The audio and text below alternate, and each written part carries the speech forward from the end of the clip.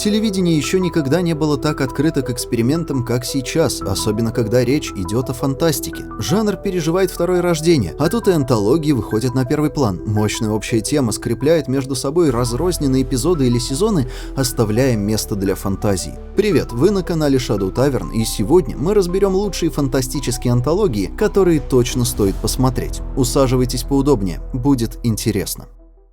«Электрические сны» Филиппа Дика – это попытка Amazon Prime ответить на популярность «Черного зеркала» от Netflix. Но, как часто это бывает с хорошими попытками, сериал не прожил долго и немного затерялся на фоне других проектов. Однако это тот случай, когда стоило бы сказать: «Эй, подождите, давайте дадим ему еще один шанс». Каждая серия – это экранизация рассказа самого Филиппа Дика, да не абы как, а с отличным кастом. Тут вам и Брайан Крэнстон, и Мора Тирни, и Джуна Темпл, а еще Стив Бушеми, ну как тут устоять? Конечно, не обошлось без небольших недочетов, но если вы мечтали увидеть мрачные фантазии культового писателя вживую, вы по адресу. Сериал удачно погружает в миры будущего, наполненные научной фантастикой и типичной для Дика паранойей. Визуальные эффекты хороши, актеры вроде Ричарда Мэддена и того же Стива Бушеми делают свое дело на ура. Да, мнения о некоторых эпизодах могут разниться, но если вы любите «Черное зеркало» или «Очень странные дела», то здесь точно найдется что-то для вас.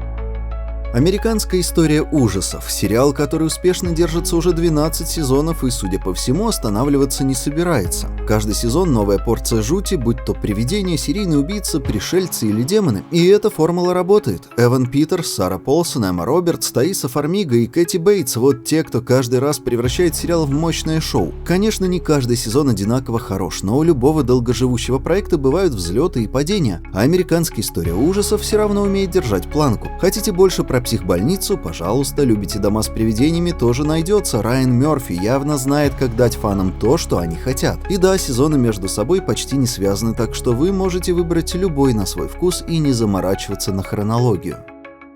Oat Studios – проект режиссера Нила Бломкампа, того самого, который подарил нам «Район номер 9». В этот раз Бломкамп решил поэкспериментировать и создал серию короткометражек, каждый из которых погружает нас в постапокалиптический ад, полный мрачных сюжетов и визуальной крутотени. Конечно, это не мейнстрим, и проект не стал огромной сенсацией, но даже так, его эпизоды вызывают восторг у тех, кто любит смелые идеи и первоклассные спецэффекты. Единственный минус – многие истории остаются незавершенными, и это слегка подбешивает. Но разве можно устоять перед постапокалипсисом от мастера жанра? Если вы фанат научной фантастики и хоррора, Oat Studios обязателен к просмотру. Эти короткометражки могут напомнить «Любовь, смерть и роботы», но с большим акцентом на sci-fi, жуть и атмосферу.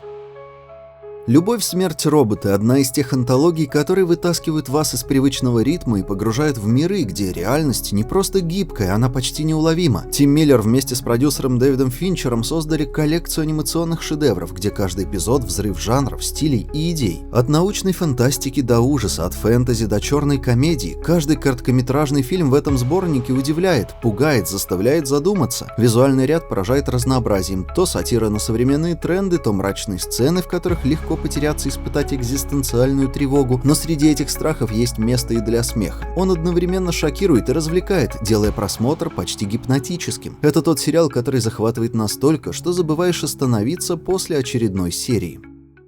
Антология русского хоррора «Красный состав». Тот случай, когда от названия хочется ожидать чего-то мрачного, окутанного тайнами и, конечно же, слегка шизофреничного. И ты это действительно получаешь. Достойный конкурент «Любовь, смерть, роботы», который делает ставку на сочетание сказочно-славянского антуража и микса классического хоррора и фантастики, чтобы выжать максимум из визуальных образов и странной атмосферы. Каждая новелла — отдельная история, происходящая в самых странных уголках мира, будь то бескрайние леса, заполненные нечистью, или поезд, везущий в один конец навстречу чему-то хтоническому. Сериал однозначно для тех, кто любит атмосферные истории с элементами сюра и легким привкусом советской ностальгии. Будет ли страшно? Скорее странно. Но вот с ощущением того, что ты только что вернулся с поездки на самый жуткий вокзал в мире, ты точно остаешься.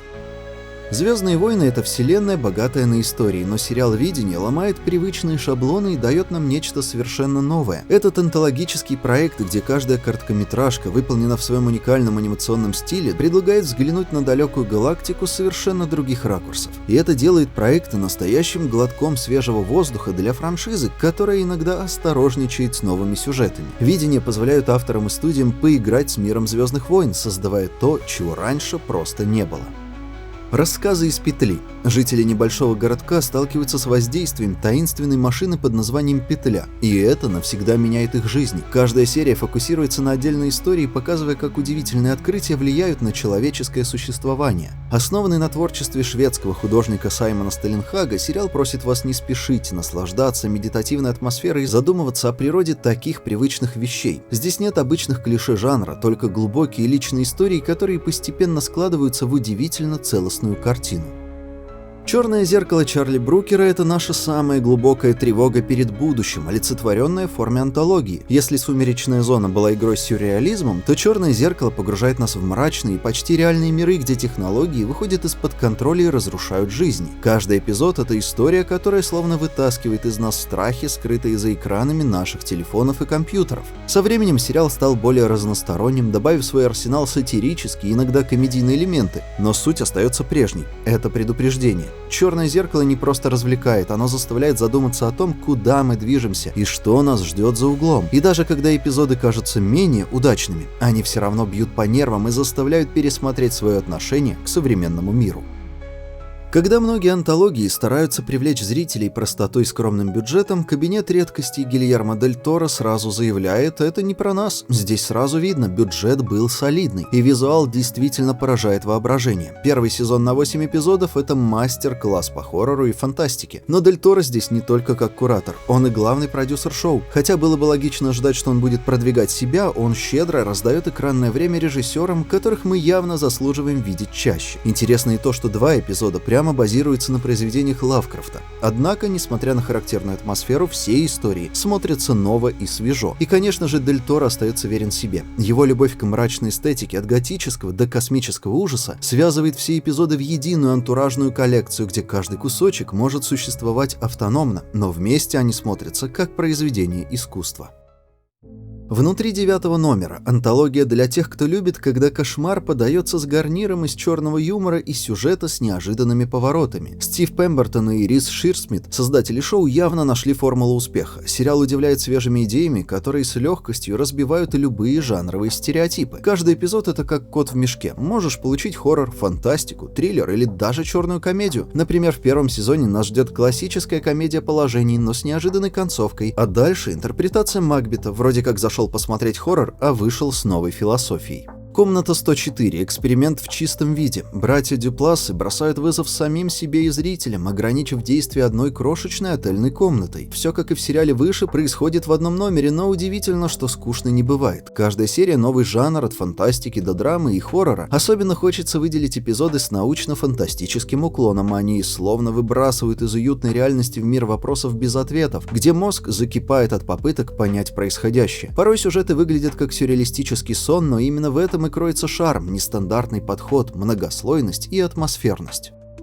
Антология призраков. Когда Майк Флэнаган и Netflix сели за стол переговоров о новом совместном проекте, стало ясно: они здесь не просто, чтобы рассказать страшную историю, а чтобы выстроить настоящую архитектуру ужаса. «Призраки дома на холме» — это не только хоррор, но и глубокая драма о том, что мы носим в себе. Сезон, основанный на романе Ширли Джексон, дышит атмосферой напряжения и психологического триллера, где призраки — это не только существа в стенах, но и травмы, которые мы скрываем. И вот приходит второй сезон «Призраки усадьбы Блай». Он уже совсем другой, основан на произведениях Генри Джеймса. Кто-то скажет, что он более романтичный и меланхоличный, кто-то, что он не так пугает. Но оба сезона — это целый мир эмоций, где ужасы переплетаются с глубокими переживаниями. Если вы хотите погрузиться в антологию про борьбу с внутренними и внешними демонами, вы нашли свой сериал. Нулевой канал — это тот редкий случай, когда сериал по крипипастам оказывается не просто страшилкой на ночь, а мистической хроникой. Каждый сезон — история, вдохновленная интернет-легендами, но поданная в мрачной эстетичной форме. Каждый эпизод как отдельный кусочек пазла, который добавляет жуть в жанр антологий. 4 сезона — 4 абсолютно разных мира. И хотя сериал закрылся, фанаты до сих пор мечтают о его возвращении. Если бы «Черное зеркало» решило перестать быть таким угрюмым и добавило в сюжет немного легкости, на выходе мы бы получили «Измерение 404». Это научная фантастика, которая одновременно заставляет задуматься и предлагает весело провести время. Каждая серия — это история о технологиях, но еще и тонкий юмор, который делает просмотр особенно увлекательным и подходит даже для семейного просмотра. Несмотря на то, что шоу не продлили, его яркий и позитивный подход к фантастике делает его запоминающимся. Сюжеты полны поворотов, а игра с цифровыми мирами местами вызывает улыбку и легкий ужас одновременно.